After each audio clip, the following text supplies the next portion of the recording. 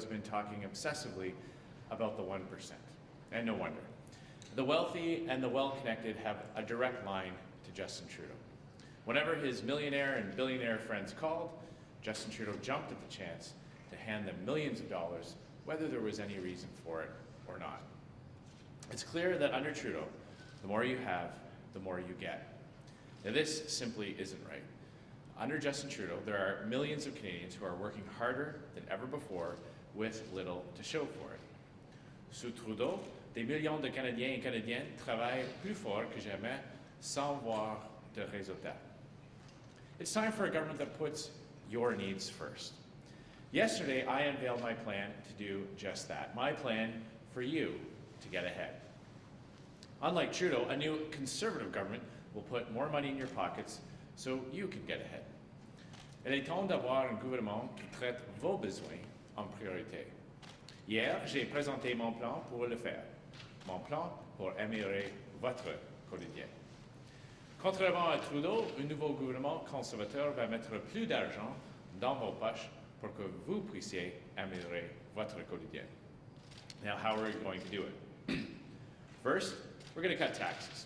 With our universal tax cut, every Canadian saves. A couple earning average salaries saves $850 a year. We'll scrap the carbon tax that makes everyday essentials more expensive for families. We're going to take the GST off home heating. We'll bring in the green public transit tax credit, saving a family who takes transit almost $1,000. We'll make maternity benefits tax-free, putting up to $4,000 back in the pockets of new parents. And we'll introduce kids' sports, arts, and learning tax credits so you can save $225 per child per year to keep them active and engaged. We're going to boost the RESP, helping parents get more for their kids' education. And we'll increase the age credit, benefiting the lowest income Canadians the most and giving a senior couple up to $300. What's more, a new Conservative government will cut wasteful spending and redirect it to the things that matter to Canadians. We're going to cut foreign aid by 25% from the countries that are relatively well off and redirect it to the countries that need it the most. We'll get rid of Justin Trudeau's $256 million payout to the Chinese-controlled Asian Infrastructure Bank. And we're going to cut Trudeau's corporate welfare by $1.5 billion. Right now, the Liberal government gives taxpayers' dollars to wealthy executives, shareholders, and foreign companies. This is as ridiculous as it is unacceptable. Your money shouldn't go to millionaires running billion-dollar companies. Enough is enough. Today, I'm proud to announce the Canadians who are going to help put an end to Trudeau's frivolous spending, his payouts to the well-connected, the handouts to his friends. In my first 100 days as Prime Minister, I will appoint Kevin Falcon and Yves Desjardins-Siciliano to lead the Commission on the reduction of government subsidy programs to corporations. As co-chairs, they will be tasked with identifying $1.5 billion in cuts to these profitable corporations. A new Conservative government will then redirect that money to those who actually need it, you and your family. Kevin is the former Deputy Premier and Finance Minister here in British Columbia. Yves is the former President and CEO of Via Rail Canada. Both are well-respected financial executives who bring the right combination of experience and expertise to the job. Pendant mes 100 premiers jours comme Premier ministre, je vais nommer Kevin Falcon et Yves Desjardins-Siciliano pour diriger la Commission sur la réduction des subventions aux entreprises. Comme coprésidents, ils vont identifier milliards et des demi de dollars de réduction des subventions aux entreprises. Le nouveau gouvernement conservateur va donner cet argent à ceux qui en ont vraiment besoin, vous et votre famille. Kevin est l'ancien vice-premier ministre et ministre des Finances ici, en Colombie-Britannique, et Yves est l'ancien président directeur général de Via Rail Canada. Ce sont deux cadres financiers hautement respectés qui offrent la combinaison parfaite d'expérience et d'expertise. It's ridiculous that Trudeau is spending money in other countries who are relatively well off, while Canadians are falling further and further behind. And I'd like to thank Kevin and Eve for agreeing to oversee this important initiative, and I look forward to them getting down to business after October 21st. As I've said throughout the campaign, Canadians face an important decision on October 21st. Who do you trust to put more money in your pockets so you can get ahead? Unlike Trudeau, I have a plan for every Canadian to get ahead. More money for you to pay for your bills, your groceries, to save for your kids' education. More money for seniors on fixed incomes. More for recent graduates and new Canadians who have just entered the job market. More money in your pocket, more money for you, for your kids, for your retirement. You shouldn't have to be a billionaire to get your government's attention. Instead, you deserve a government that knows how hard you work, understands how much you already pay, and has a plan to help. A government and a Prime Minister whose first priority will be to help you get ahead. Thank you very much. Merci beaucoup. Happy to take your questions. Hi, Mr. Scheer. Just getting back to the platform yesterday, one of the planks is to have a ban on travel to terrorist hotspots. Can you explain how that would work and how it would be constitutional? Well, what we're saying is that when people go to places where there are clearly terrorist activities or places where ISIS and other types of terrorist organizations are engaged in war, genocide, and things like that, that people will have to show a reverse onus on the rationale and the reasons for why. There are other aspects of the criminal code that have these reverse onus provisions, and we think it's incredibly important when we see people who have returned from fighting with ISIS and our law enforcement agencies not able to get proceedings started to have these types of additional tools. The Conservatives have made a lot of noise about the broken promises of Justin Trudeau and the Liberals. Can you commit to delivering on every promise in your platform? Absolutely. We know from Justin Trudeau's track record that he has broken promises and he has been dishonest with Canadians. And this is the choice this election. A government, a Liberal government that has lost the confidence of Canadians, that has raised taxes, borrowed billions of dollars, and made life more expensive, and a Conservative government that will live within its means, get back to balanced budgets, cut taxes, put more money in the pockets of Canadians so that they can get ahead. That is the choice this election. Oui, on peut garantir nos engagements. Et ça, c'est le choix, cette élection. Un gouvernement libéral qui a perdu la confiance des Canadiens, qui a augmenté les impôts et rendre la vie plus chère, et un gouvernement conservateur qui va éliminer le gaspillage, réduire les impôts, laisser plus d'argent dans les poches des Canadiens. Hi, it's Annie Bergeron-Oliver with CBC National News. The Liberals have been telling voters since the start of this campaign that a vote for the Conservatives means more cuts like Ontario has seen under Doug Ford. Your budget does include tens of billions of dollars in cuts. Does that not play into the Liberals' narrative, and what do you say to voters who are concerned about the impact of the cuts in the platform? We're being very clear on two very important issues. One, we are going to increase spending for healthcare, education, and social programs. We have made that commitment. We're going to increase spending on that, investments in that, by at least 3% a year. We are also being very clear on where we are going to find the savings to pay for our tax cuts. We are going to cut corporate welfare by $1.5 billion, foreign aid by 25%, and we are going to stop the wasteful spending, like what we call in Ottawa March Madness, where departments spend hundreds of millions of dollars at the end of the fiscal year on TVs and phones and chairs and desks.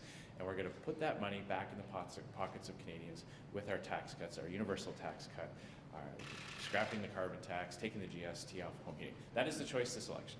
A Liberal government that continues to borrow, raise taxes, make life more expensive, and a Conservative government that gets back to balanced budgets, puts more money in the pockets of Canadians, and helps Canadians get ahead.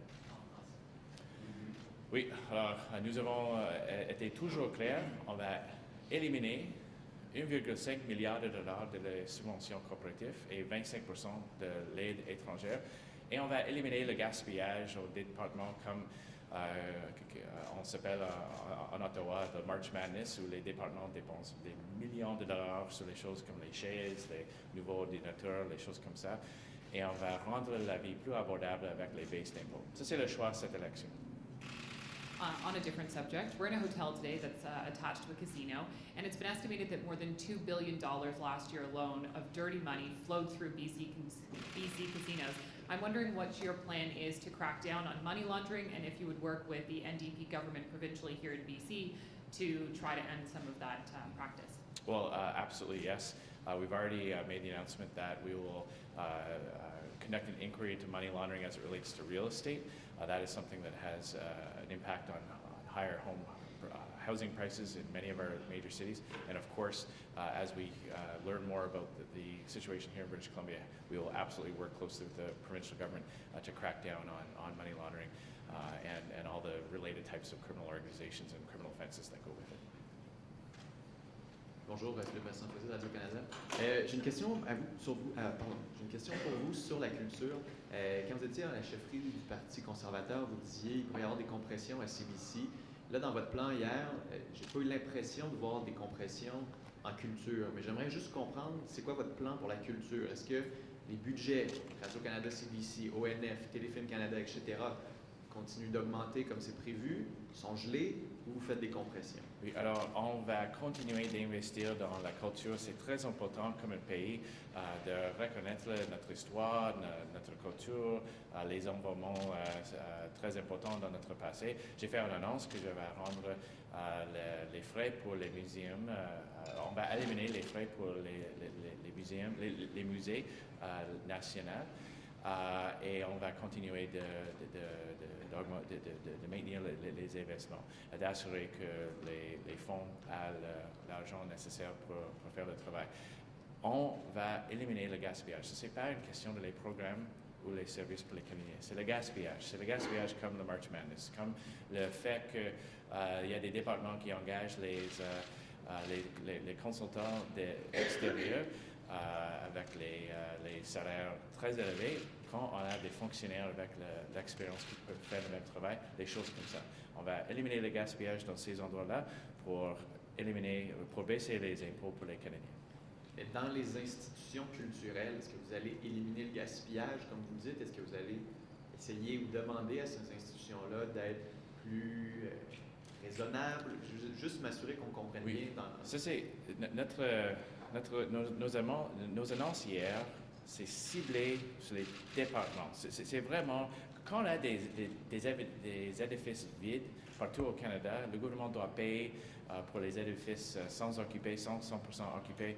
Quand on a à la fin de l'année fiscale, les départements qui achètent les nouveaux téléphones, les nouveaux auditeurs, il y a le gaspillage là. Aussi, on va éliminer 25% de budget pour l'aide étrangère. Ça, c'est les endroits où on va épargner l'argent. Sur la culture. Non, absolument. On va protéger les institutions, les programmes qui assureraient que les Canadiens savent notre histoire, notre culture. Hi, Mr. Scheer, Shannon Proudfoot with Maclean's. I notice every time you're asked a very broad question about cuts or about your plans, and you just did it now with Annie's question, you go right to emphasizing that your government would continue to increase health and social transfers to the provinces. I just wondered, what is that sensitivity there? What is your sense of the importance of those kind of programs to Canadians, or their concerns about possible cuts to them under a Conservative government? Well, I think Canadians always want to know that the public services like healthcare will continue to be invested in, that it's essential that we have the very best care available to us, and that our hospitals and our medical experts will continue to be able to provide high-quality healthcare services for all Canadians. And that's why I'm always very clear that we are going to increase spending for healthcare, education, social programs. Canadians can have confidence knowing that the federal government will continue to be a partner in ensuring that Canadians get the services that they deserve, and also being very clear on where we are going to eliminate wasteful spending, like foreign aid to countries that are relatively well off, like ending March Madness in Ottawa, and the practice of hiring outside consultants within departments when there are public servants that have the expertise that could do that work. That is where we're going to find those savings, because that ultimately is the choice between a Liberal government that will continue to just spend billions and billions and borrow money, raise taxes to pay for it, make life more expensive, or a Conservative government that will live within its means, get back to balanced budgets responsibly, so we can lower taxes, leave more money in the pockets of Canadians so they can get ahead. Secondly, when you unveiled your platform yesterday, you and party officials were sort of at pains to say there wasn't much new in it, that this had all been rolled out and announced already. And yet, almost all the coverage yesterday framed it in terms of billions and billions of dollars of cuts totaled up What does that framing versus what your obvious preferred framing was tell you? We're very happy with the way Canadians received the information about our platform. They saw in the exactly how we're going to help them get ahead. We've been talking about our universal tax cut for weeks. We're talking about our public transit tax cut for weeks. We're talking about how we're going to make maternity leave benefits tax-free for weeks. And now Canadians know exactly where the money is going to come from to pay for that. It's going to come from cutting foreign aid spending to countries that are relatively well off by 25%, eliminating $1.5 billion of corporate welfare, stopping the practice of March Madness and hiring outside consultants when there are public servants that have the expertise to do the job.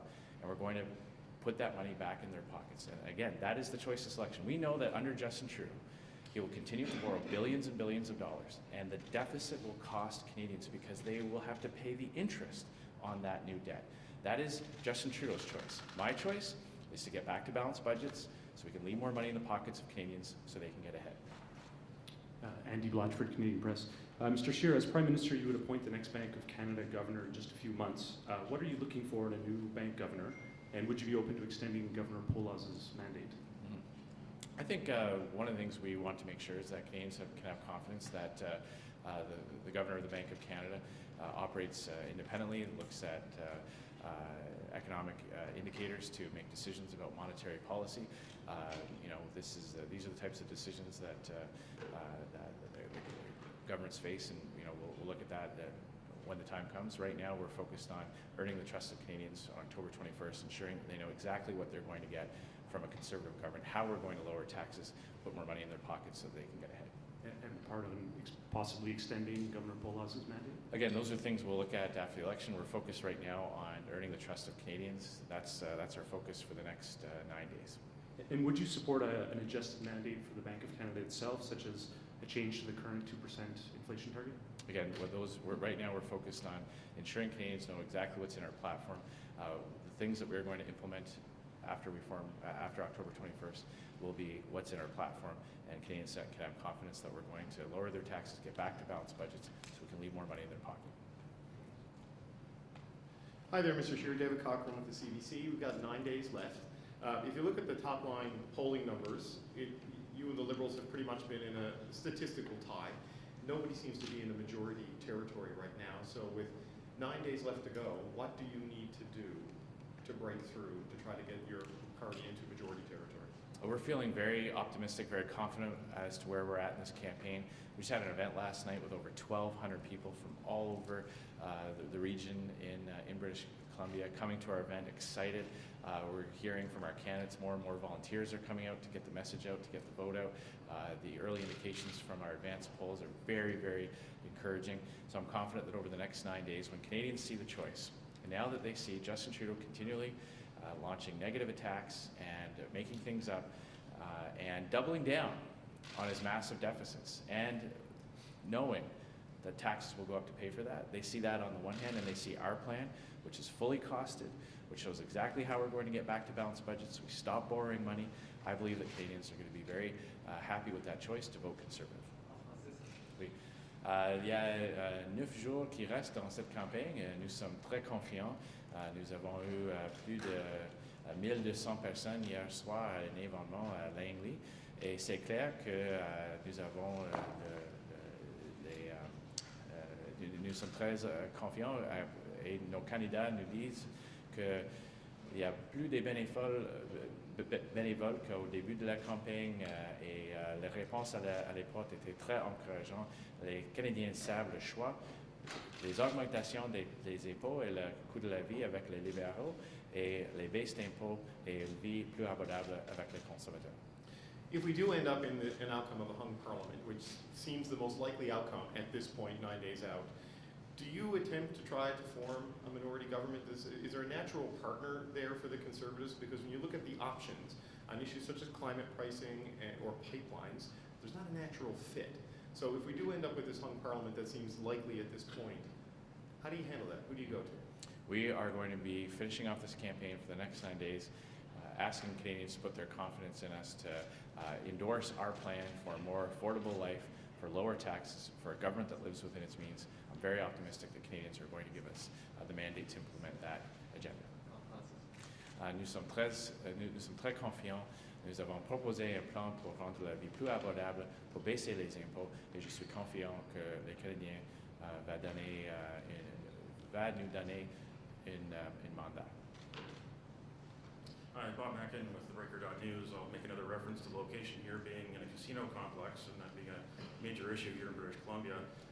One of the reports that was done for the BC government was by Peter German, former head of the RCMP in Western Canada. And in the report, he wrote about how the money laundering in casinos is connected to the real estate industry, which is connected to the illicit drug trade. In his most recent report, he noted that Seattle, Tacoma, at their port and airport, they've got 150 dedicated police officers to the port's operations. Here we have none. It's left to the area police of jurisdiction to try to add it on to their duties. The Chrétien Liberals shut down the Ports Canada Police back in 1999, and we're now living here in Vancouver the consequences of that. Would the Conservative government bring back the Ports Police? Well, we would certainly be open to suggestions that would increase the ability for our law enforcement to go after criminals and criminal organizations. I will reference that specifically in my plan for a Safer Canada, where Justin Trudeau is focused on asking law-abiding Canadians to follow more laws. We're actually going to give the police forces the tools they need. We actually call specifically for increasing resources at our ports and tearing down the silos between different police organizations so it's easier for them to share information and go after the criminals and criminal organizations. You previously acted. You previously acted in the Speaker's role in Parliament. Here in British Columbia, the Speaker of the provincial legislature, Darryl Plecas, has become a bit of a folk hero for rooting out corruption and pushing towards secrecy, the end of secrecy at the legislature, where the Freedom of Information law provincially does not apply to the legislature, but it will soon. Would Conservative government press in that direction to make all offices of Parliament where all taxpayers' money is being spent subject to the Access to Information law? It isn't right now. Mm-hmm. Well, I'll reference the fact that when I was Speaker of the House of Commons, I oversaw the Board of Internal Economy, who took unprecedented measures to initiate the practice of what's called proactive disclosure, whereby much more detailed information on how members of Parliament and their office budgets were spending money were provided to the public proactively, so that information was posted on a website for all Canadians to see. Those are historic changes that were made while I was Speaker, and Conservatives supported the measures this Parliament to have the Board of Internal Economy meetings opened that are now done in full view of the public and in full view of the media. Well, the same thing was happening here in British Columbia, but corruption still happened because it wasn't subject to the Access to Information law, where citizens could go and demand to see information. The clerk and the Sergeant at Arms are both under police investigation here, and really the root cause is that they were allowed to exist in a bubble of secrecy, similar to the way it still operates in Ottawa. Well, as I say, we are always open for new ways to be more accountable and open and transparent. We believe in that. That is the way we'll operate our government. And as it relates to the Parliament, as I said, while I was Speaker, we took unprecedented steps.